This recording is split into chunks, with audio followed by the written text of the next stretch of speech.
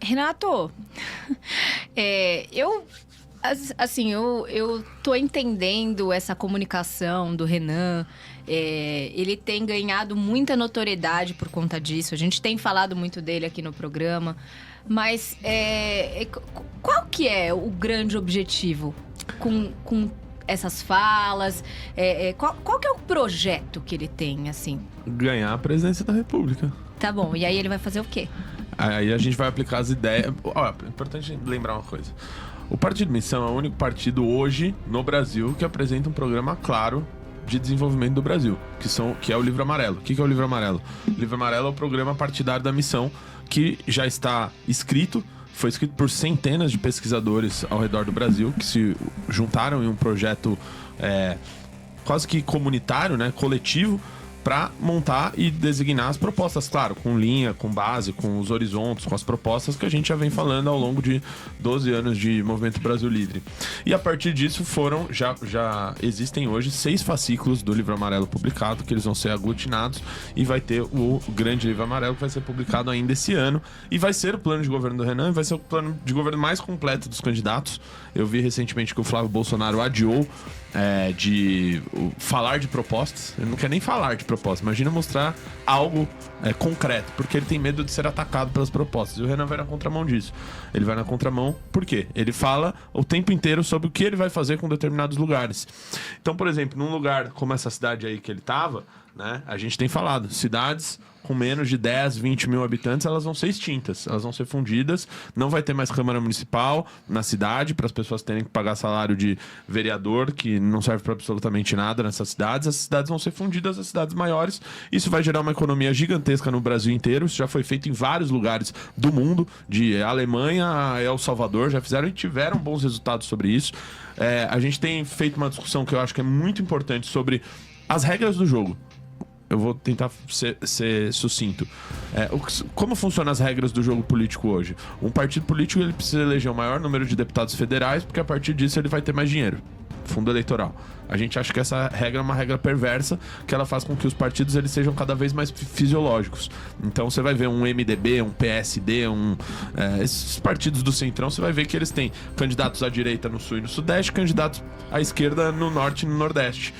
Ou seja, eles são fisiológicos, justamente por isso eles têm uma bancada que eles não estão unidos por algum tipo de ideologia ou projeto. Exato, por isso que aí chega lá e eles podem fazer o jogo de qualquer partido, de qualquer governo que vencer a eleição. Então a gente critica essas regras e tenta propor um caminho diferente, que pode ser discutido, etc. Como, por exemplo, acreditar que esses recursos para os partidos eles sejam com base em desempenho, feitos por prefeitos ou por governadores. Um prefeito que, por exemplo, pega uma cidade que tem 0% de cobertura de coleta de esgoto, passa 4 anos na frente da prefeitura e não consegue mudar 1% disso, um sujeito desse deveria ser declarado inelegível. A gente vai por essa linha. Agora, um cara que consegue mudar os índices de uma cidade, de educação, de saúde, de saneamento, aquilo pode ser premiado por meio do partido, ao invés de fazer com que a gente tenha o que tem hoje, que é uma gincana de eleição de deputado federal, onde prevalece a compra de votos. E mais ainda, né? Onde prevalece a compra de votos e num ambiente, num território como o do Brasil, em que 25% dele está dominado pelas facções criminosas. Ou seja, as eleições de verdade que a gente tem, elas ocorrem em grandes centros. Porque se você for mais pro interior, é a compra de voto que impera, e em determinados lugares é o crime organizado. Então, as eleições, elas estão corrompidas por esse lado. Então, como que a gente vai fazer a medida que a gente vai criar para dizer como o partido ele sobrevive, como ele ganha recursos por meio disso? A gente está propondo uma outra lógica. Então, a gente já começa questionando essas regras do jogo. E aí tem todas as outras propostas para cada área. A gente tem um projeto muito duro para a segurança pública. É justamente por isso que eu estive em El Salvador 2 vezes em 2024. Fui lá nas eleições do presidente Bukele, participei de uma coletiva de imprensa com ele, fiz uma pergunta para ele. Voltei lá na posse dele, falei com os ministros dele, me reuni com eles para ver uma experiência, um case bem sucedido. Claro, um país muito pequeno comparado ao Brasil. O próprio Bukele respondeu isso a mim. Mas que tem um bom exemplo ali para ser olhado. Tem outros países fazendo coisas boas, outras pessoas fazendo coisas boas, tem bons exemplos ao redor do mundo e é com base neles que a gente planejou e estruturou o Livro Amarelo. Renatinho, Diogo, já vou te dar a palavra. Me alonguei, né? Não, mas é porque assim, ouvindo o Renato falar, é maravilhoso, né? O mundo do dever ser. Eu acho que poucas pessoas discordam de tudo que ele colocou aqui, especialmente da forma... O Diogo já levantou a mão, mas a minha pergunta, só se você conseguir ser breve pro Diogo também falar, pra gente poder rodar aqui a nossa conversa. Breve quanto? Não, é que assim... 5 segundos. O seu projeto, ele é uma coisa muito bonita na teoria. E aí, eu vou até agradecer o meu seguidor que foi lá no meu Instagram te fazer essa pergunta, porque eu contei lá nos meus stories que você estaria aqui. Ele disse o seguinte: mas como que vocês pretendem implementar isso e todo o resto sem o apoio do Congresso? Porque a Missão é um partido pequeno, né? Tá começando agora, não podemos... não faz parte ainda do Centrão ou de qualquer coisa que o valha. Não tem um apoio massivo de quem já está no poder. E muito provavelmente eles não vão querer perder o próprio orçamento, fundo eleitoral. Então, assim, como vocês pretendem ultrapassar esse grande obstáculo que é o Congresso? Olha, eu acho o seguinte... E é rápido. Se o Renan Santos vencer as eleições, significa que se formou uma onda da Missão e ele conseguiu eleger uma grande bancada que vai poder governar junto com ele ao redor do Brasil. Então o partido vai crescer necessariamente com a possível eleição dele. E mais, eu acho que, e a gente vai colocar isso de maneira muito clara, nos primeiros 6 meses de governo, tem de ser apresentado algo muito parecido com o que o Milei fez na Argentina. Ele apresentou um grande projeto que era uma grande... Ele chamava de lei ônibus, né, na Argentina, que mudava a Constituição argentina em várias áreas, de segurança, saúde, economia, e tentou passar isso tudo de uma vez.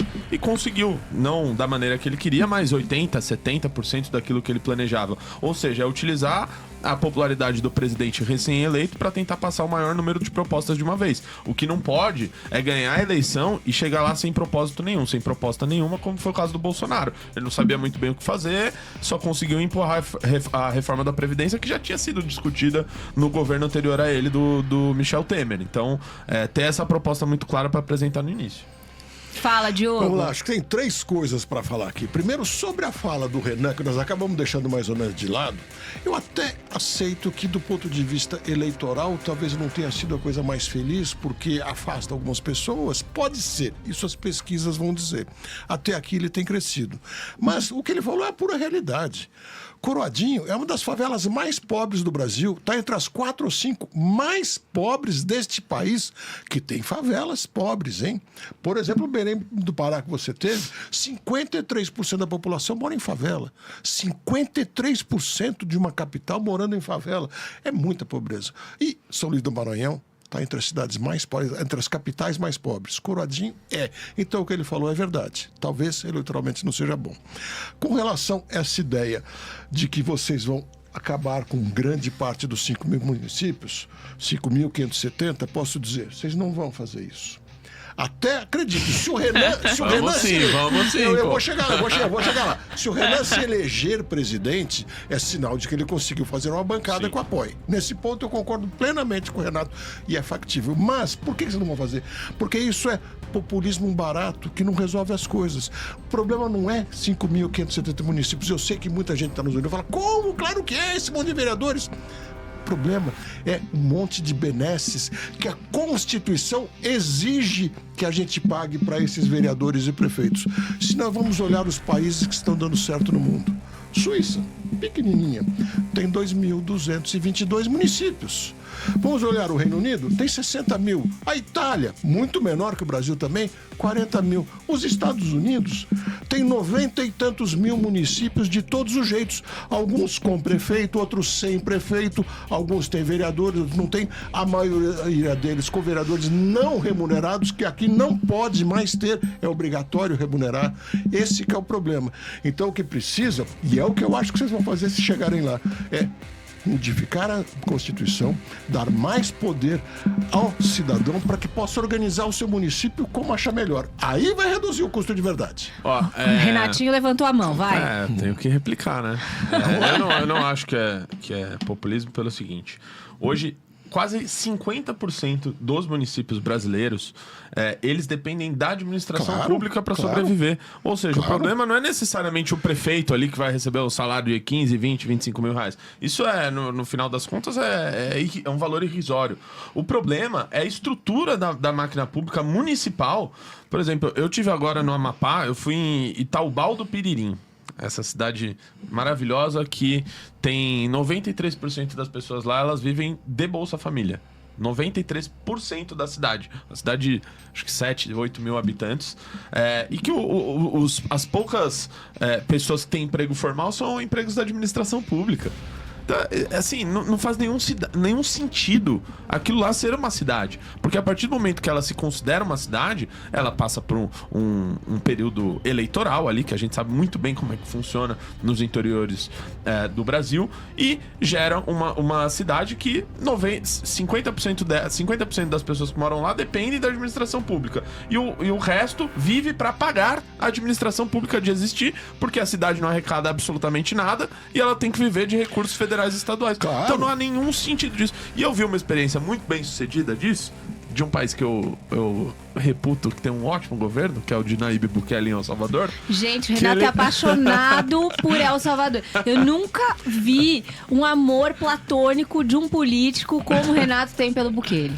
Ele só esquece a origem de Nayib Bukele. Todo mundo já Frente errou um dia na Farabundo vida. Marte de Libertação Nacional. Mas já faz mais de 15 anos. Seu pai e ele cresceram e trabalharam muito pelo comunismo na Nicarágua. Inclusive, ele se preparou em Cuba e ele era o cara de marketing da Frente Farabundo. Ele foi um cara de esquerda. Quando se elegeu prefeito 2 vezes. De repente, Não. Ele foi eleito prefeito Coração partido, Renato Batista. Tá errado, eu preciso corrigir aqui. Não. Ele foi eleito por um partido de esquerda, o primeiro mandato dele como prefeito de uma cidade de 5 mil habitantes, Nuevo Cuscatlán, que inclusive não é mais cidade lá. E depois ele foi para San Salvador, virou prefeito da capital, já não era mais o partido de esquerda. Que bom, as pessoas mudam, ficam mais inteligentes com o tempo, né? Burro é aquele que não muda em nenhum motivo. Mas Renato, olha, eu quero agora, só terminar a fala mais importante que ele trouxe aqui. Só para concluir o exemplo Vai. dele. Lá eram 142 distritos, ele fez uma redução para 41. E, assim, o resultado daquilo foi fenomenal, né? Porque você eliminou grande parte da máquina pública, acho que era coisa de 60%, diminuiu o tamanho do estado somente de você eliminar aquelas cidades, né? De você fundi-las com outras que têm estrutura maior para isso, né? E fazer com que esses pequenos municípios sejam distritos dentro da cidade em que você não precisa sustentar uma máquina pública gigantesca. Então, ali tem um resultado muito bom. A Alemanha já trabalhou nesse sentido. Vários outros países já trabalharam de reduzir. É claro, você citou Reino Unido, etc. Lugares que, por exemplo, tem distritos que não são cidades como a gente tem aqui, que tem uma classe política que vira uma oligarquia que toma conta da cidade. Mas então, esse problema existe, mas nunca uma ordem de cima para baixo, fecha essa cidade, abra aquela, isso é coisa ditatorial. E os políticos da cidade vão decidir fechar a cidade? Você fez um retrato que eu concordo plenamente sobre a realidade de muitas das prefeituras brasileiras. É verdadeiramente esse. Só falta lembrar que a Constituição estabelece que, com muita rigidez, 63% do faturamento de todos os impostos desse país tem que ir obrigatoriamente lá para a Praça dos Três Poderes, lá para a União. 25% para os estados. Olha que estupidez, aonde estão as pessoas. E 12% fica nos municípios. E os municípios não podem mudar isso. E aí eles têm um monte de regramentos. Esse regramento que é o veneno.